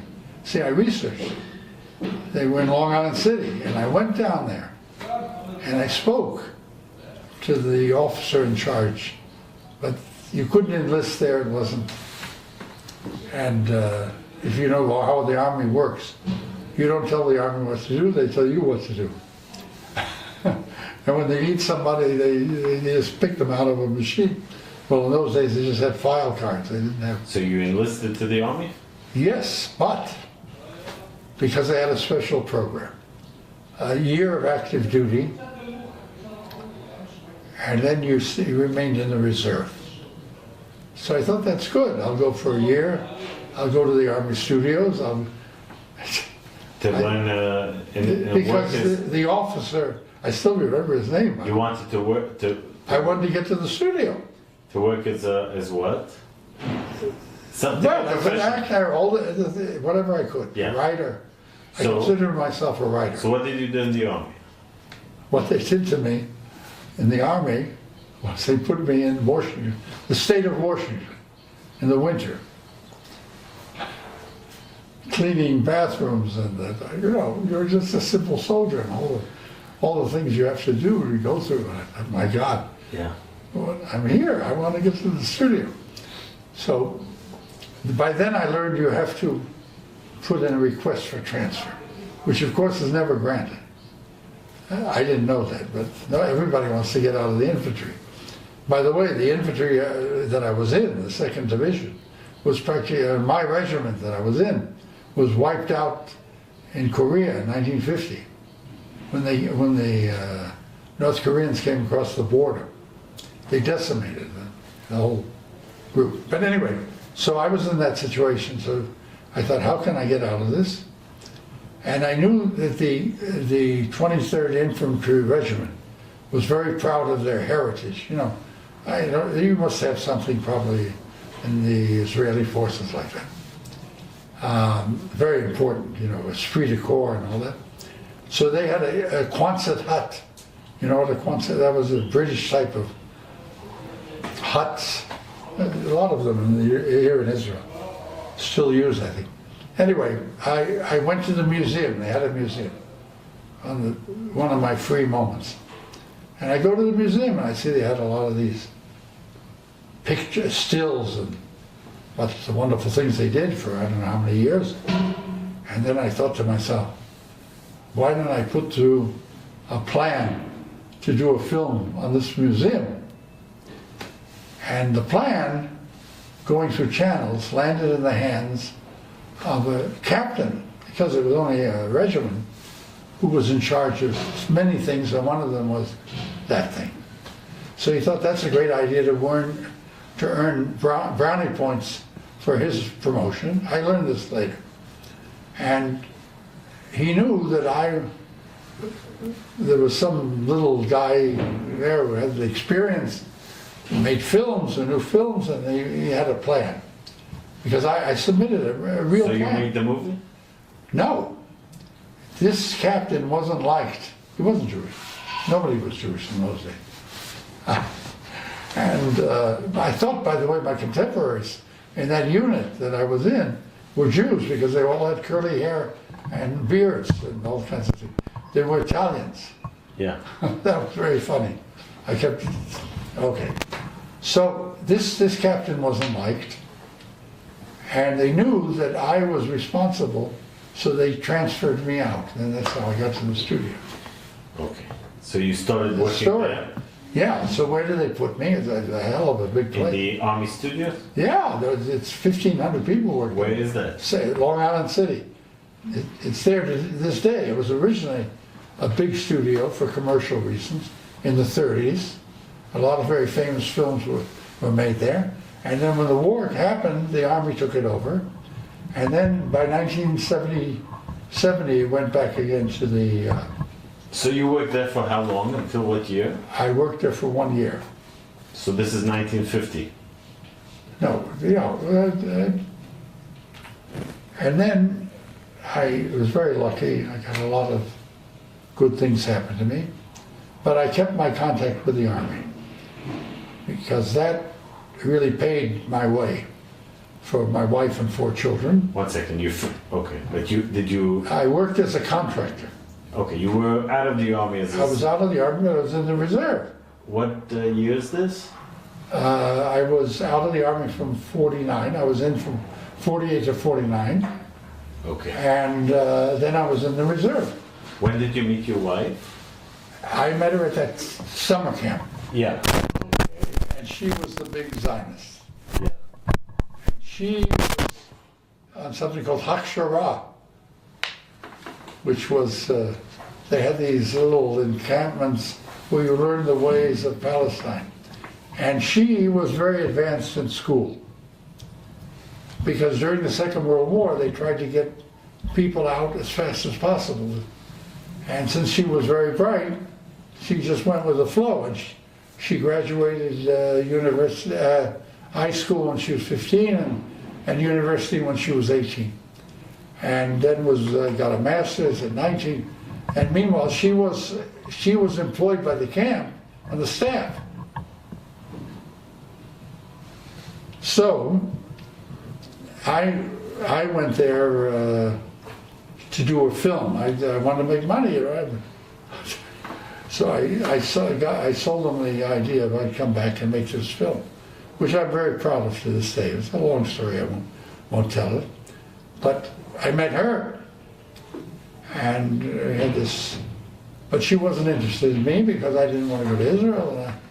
And she had other boyfriends and other things. But in the end, I guess it was a sheriff. She decided to marry me. It's also a long story, very nice, romantic. When did you get married? We got married in 1950, shortly after my father died.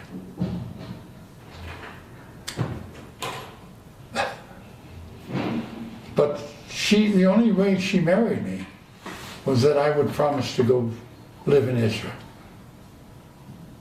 Can you believe that? Yeah. Now, women are very persuasive. I've learned in my lifetime. I always like ladies. It's part of my DNA, I guess, for all men. Anyway, my wife made me promise I'd go. Well, I said, I'm waiting for the right thing. I want to get the right, can't just go. And meanwhile, I was quite successful as a young man, and I less and less felt likely to go. But she kept that. Women are very persistent. And when did you move to Israel? What? I accepted this job with the Israeli government. It was a contract to set up. I've got the material here, you can see it. To set up a film unit, which was really me, with sound. I had 60 millimeter sound silent and 16 silent, and I had something called color tran, which was the first time they had lights that could work off of us because they didn't have electricity. This was what year? This was 54, July 1st. And I arrived with this stuff. And with my wife. With the equipment? Yeah. They gave you money to buy the equipment? No, I had it. It was mine. So they, like, you got a job before coming here, you already had a job? What? You had already a job for the Israel They said state? I earned more than Ben Gurion. But actually, he had all the perks. I lived in Frisch without a phone, of course. This was for the state of Israel, basically? Yes.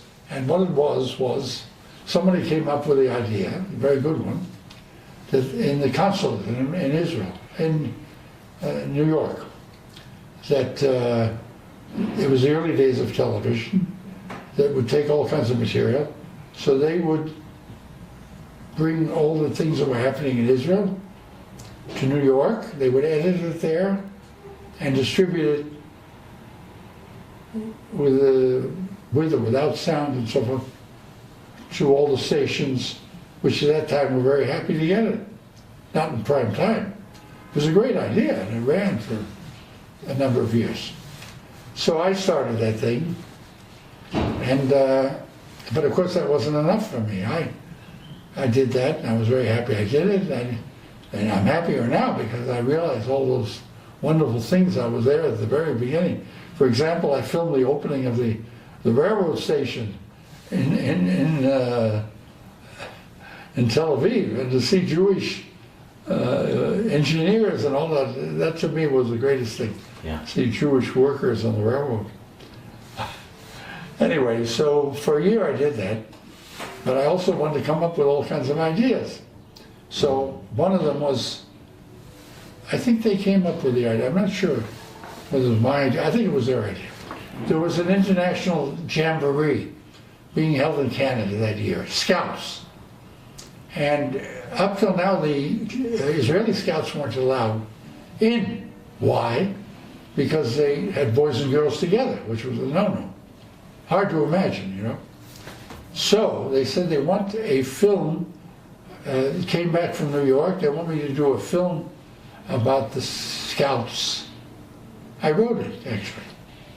I think, did I write it? I think I did, maybe not. Anyway, I did this film, which was a really very good film. It was called A Letter from Rodney. It was used for years by the Israeli government, and it showed all the wonderful things about scouting here, which you may know about.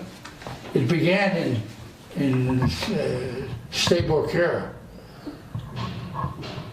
just to give you a rough idea, with the sheep coming into and there were a couple of extra ex-scouts. Okay, I won't go into it.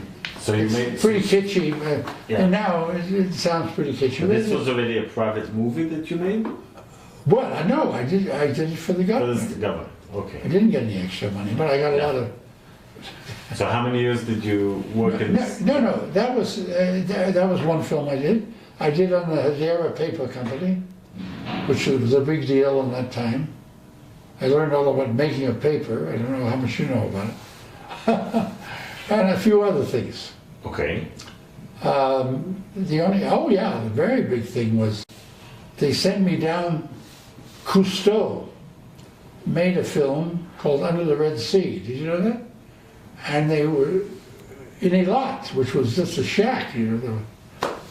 So they sent me down to help them, to be a helper in any way I could.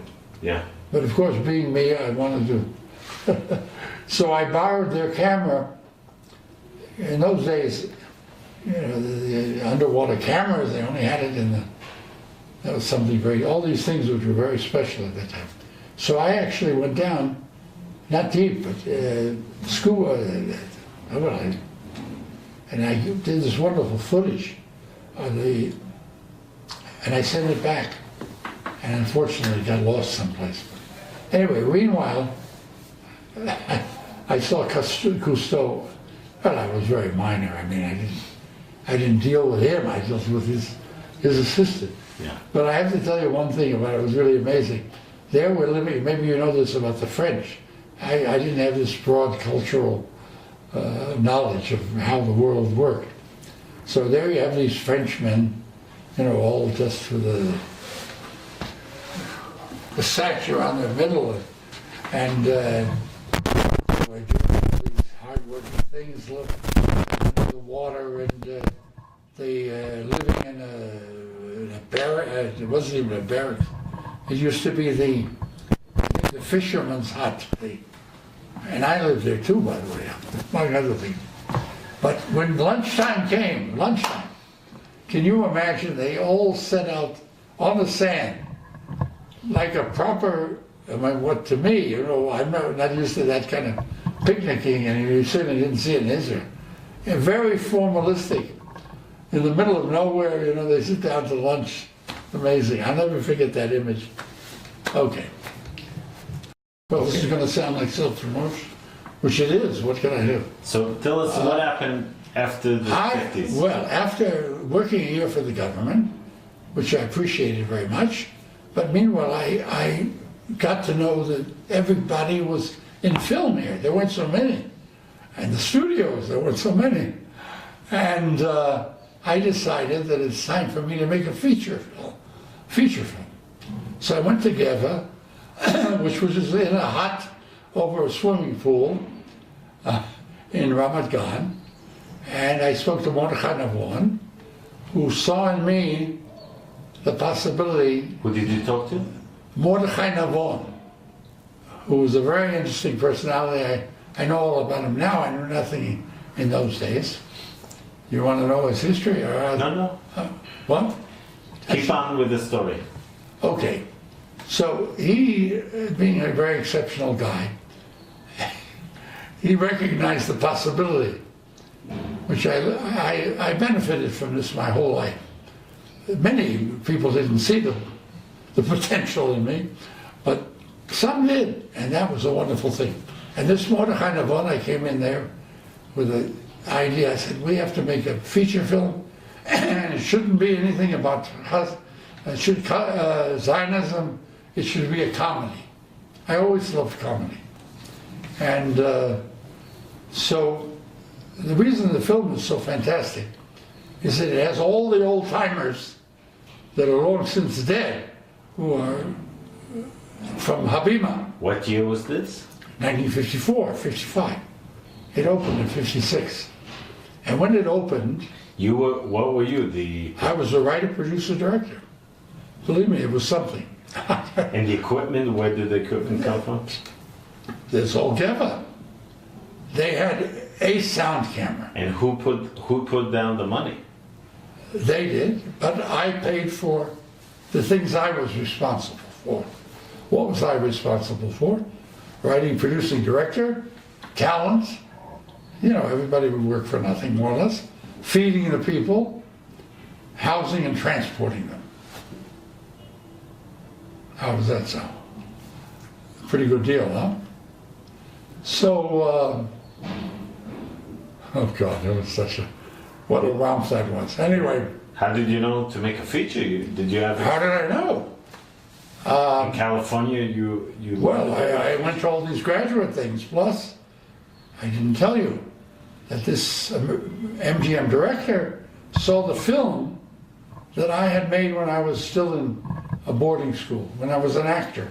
I used to go back and forth to New York, and I was at a boarding school that allowed me to go there. It was a short ride, I could commute. And he saw this film, and he says, it's wonderful. He says, I'm going to put it up for an Academy Award for the best documentary, short, 10-minute, 1947. I've got all the publicity because of this man. Yeah. I later found out that this man was Jewish. He came originally from Hungary to Palestine in the 30s, and he saw there was nothing doing here, and he went in film, and he went on to England, and he worked in England, and then he got to Hollywood anyway. And years later, he came here as the second unit director of Ben-Hur. This was in, I can't remember, very early on, I think 59. And I was his assistant. I'd like to say look for me, but I looked for him when I heard he was coming. And he had me double for Heston. So all the background shooting, you know what doubling is. It was quite a romp. They had to teach me how to ride. I knew how to ride a horse, but you know that when you live on a horse, you ride a horse a different way. So I had to learn that way. So there, okay. So in 1956. 59 for 59. What was the name of the feature you made? It was called Tel Aviv Taxi. In Hebrew, Maaseh B'monit. Now I didn't know Hebrew, so how did I get around that? I said I'll do all the scenes twice. First of all, I'll use bilingual actors, and we'll do the scene first in English, and so all the blocking and everything, and we'll have two negatives. Yiddish. Anyway, crazy. In 1940, where did I get the idea? In 1942, they used to have a poster in many workplaces, and it goes as follows. The bee, because of the circumference of the bee's wings and the rapid I need to cut you. We need to. So just tell us, you made movies. How many movies? I made many features. I know I can show you. Believe it or not. Until what? Until when did you make movies? Until they stopped running after me. The last thing I did, the feature documentary, which was 35 millimeter, and it was narrated by a very famous actor whose name I'll show you. It's still being sold to the States in public domain. I have a lot of things. I also wrote a book in 1953, which is still sold today. I'll show you all. I don't get the royalty because it's been in public domain, but there are not too many people around 65 years later that their book is being sold. And I did a very famous documentary called, in 1951, called The Story of a Teenage Drug Addict. And I used actors and, kids, but was studying actors. It's the whole story how I did it. It was in Life magazine and many, many, many other. I'll show you. And that gave me, I was the youngest member of the Screen Actors Guild. I could show you, Screen Directors Guild at the East Coast. And that's also a story how I got into that, because I took a job. But in Israel, so... In Israel, okay, in Israel. Yeah. So after I did that, I wanted to do again another feature with more prominent people, more equipment and everything else. So I did a film in 1959 called Amadeus, which was 15 years before they did that. Of course, it's from the Tanakh. And I used Yitzhak Shilo, a lot of famous people in it. Now I'm a handle, I don't know if it means anything to you. And that was quite well. I directed 3 feature films which were reviewed in the New York Times, which not many people ever did that. I mean, now, of course, it's another story. Listen, I did all these things. It's a miracle. I'm not sorry. I'm not so wonderful, but I was born at the right time to the right parents and was able to copper diem. You know what I mean? Seize the moment. What was the last? The last feature was this major documentary called Miracle of Survival. That was in 71, long time ago, sorry. But then I became a correspondent, and that's a whole story too. Did a lot of, You worked in the news. I was the Six-Day War. I came from the States. I covered that all for American television. I was in the pool story of Yom Kippur, up in the Golan Heights. They took me. I can show you all that too. And a lot of wonderful things. You were a correspondent for American channels? Yeah, television, yeah. And I worked for, I can show you BBC also. Not so much, listen, I wasn't the biggest, but I was with a lot of big people. Yeah. Which is good and bad, you know, but... if we can conclude, yeah. Tell us a bit, you have 4 children, you have 4 kids? Yeah. So the definition of a Jew is one who has Jewish grandchildren. So I'm going to show you my grandchildren. Just tell us a bit, you have 4 kids? 4 kids. And they hated being, I went all over the world and films all over it's a long story. Maybe not this, anyway, as long as you'll have patience, I'll tell you. So my children went to all kinds of schools.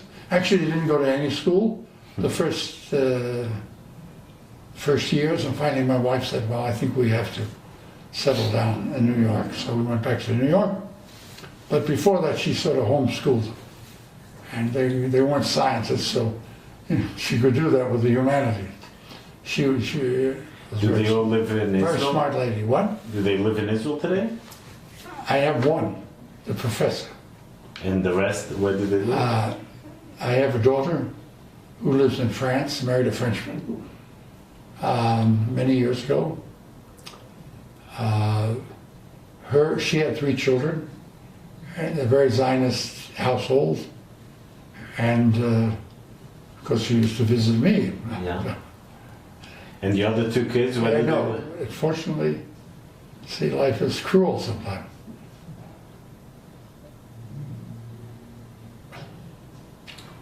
My daughter, who was divorced, you'll see her. She was given her graduation by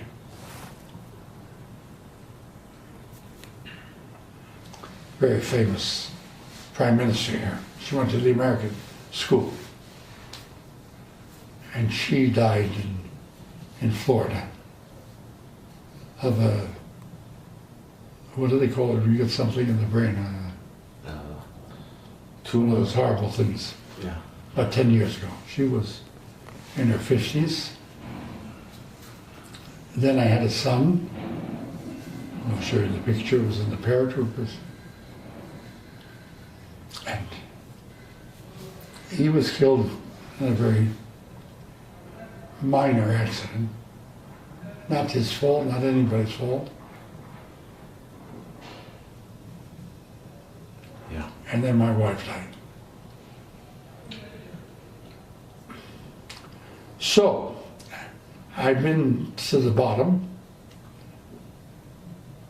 and I've been to the, what I call my little top. But what carries me to the top is Judaism and Zionism. Because I love the idea of the connection between the beginning, Abraham, and everything I know in the future, which I can project to be wonderful for the Jewish people and Israel. Larry, I want to thank you very much for the time you gave us and for the interview. I hope it's enough. And now I'll show you all the bona fide, as much as you can take.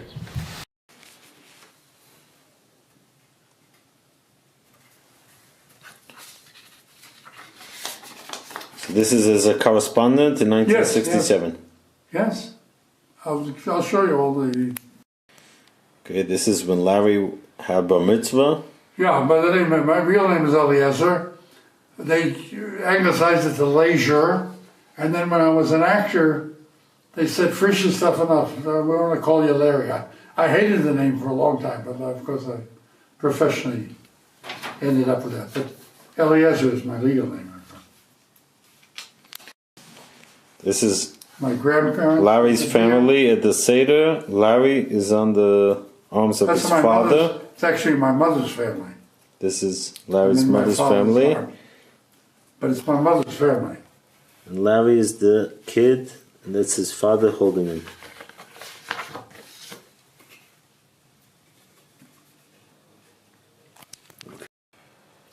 Your sister? Yes. And you? What? I'm the, what? This is you and your sister? Yes. Okay, this is Larry and his sister dressed up. Hadassah is her name. And she married a very famous guy. Aliyah. I want to show you. This is the camp. Detail. You see, yeah. The camp that Larry went to when he was a and I got kid. dramatics, you see. But you see, the thing from the Jerusalem Post about what I was doing. This was when Larry came to work in Israel.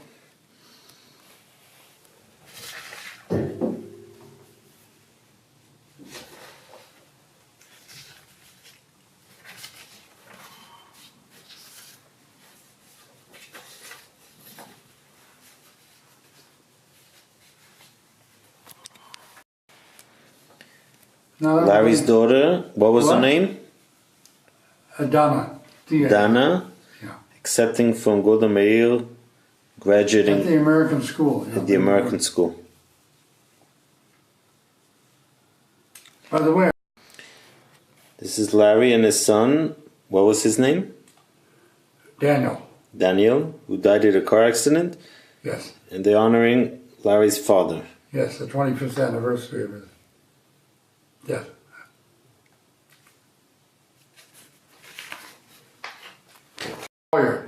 So they have a Larry's daughter in France. yeah. That's my wife when she worked at Tel Aviv as a psychiatrist, that's a psychologist. And Larry's wife,